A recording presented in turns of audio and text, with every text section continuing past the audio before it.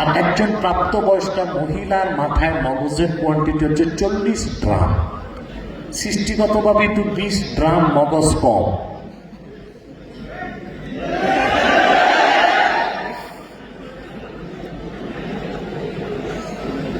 আপনারা হই করে তো আমাকে নারী বিদ্বেষী প্রমাণ করে দিবেন,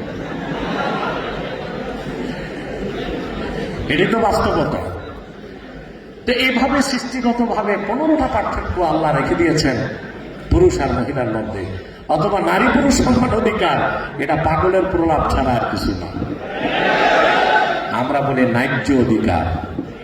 যেখানে নারীর অধিকার বেশি, বেশিটা মানি, যেখানে পুরুষের অধিকার বেশি, বেশিটা মানি। প্রিয় বন্ধুরা, এখন আমি চিন্তা করলাম যুক্তরাষ্ট্রে 250 বছর গণতন্ত্রের চলে গেছে, একজন মহিলাকেও কেন প্রেসিডেন্ট বানাবো না? এটা একটা প্রশ্ন কিনা, আপনাদেরও আছে কিনা? দেখেন, যুক্তরাষ্ট্রে যারা থিঙ্ক ট্যাঙ্ক এবং পলিসি মেকার, এই ক্ষেত্রে তারা ইসলামের রাজনৈতিক আদর্শকে অনুসরণ করে। ইসলাম নারী নেতৃত্বকে নিরুৎসাহিত করে। আবু দাউদ শরীফের হাদিস, রাসূল করিম সাল্লাল্লাহু আলাইহি ওয়াসাল্লাম ইরশাদ করেছেন, লা ইউফলিহা কওমুন ওয়াল্লাউ আলাইহিম ইমরাআ। যে জাতি তাদের নেতৃত্বে চিফ এক্সিকিউটিভ হিসেবে কোন নারীকে বসাবে, ওই জাতি কখনো সফলতা লাভ করবে না।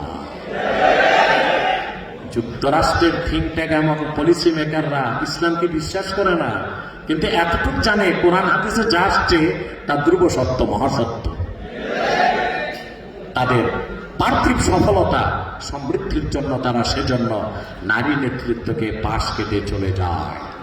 যদি অমুসলিমরা কোরআন হাদিসের কিছু বিধান মানলে এতটুকু সফলতা দুনিয়া লাভ করতে পারে, আমরা যদি জীবনের প্রতিটি মৌলিক ক্ষেত্রে সেই কোরআন আর সুন্নাহ মানতাম, তাহলে পৃথিবীতে আমরাই নেতৃত্ব দিতাম, কর্তৃত্ব করতাম, আমরাই সফল সমৃদ্ধ ইনসাফ ভিত্তিক রাষ্ট্র কায়েম করতে পারতাম, আমরাই ভালো মানুষ সুপার কোয়ালিটির মুসলমান হতাম, আর আমরা পরকালে সবার আগে মুক্তি পেয়ে আল্লাহর জান্নাতে যেতে পারতাম। তাহলে আমাদের আজকে কি শিক্ষাটা কি নিব আমরা? যে আমাদের আত্মশুদ্ধির জন্য, অর্থশুদ্ধির জন্য কোরআন সুন্নাহর আলোকে জীবন গঠন করতে হবে।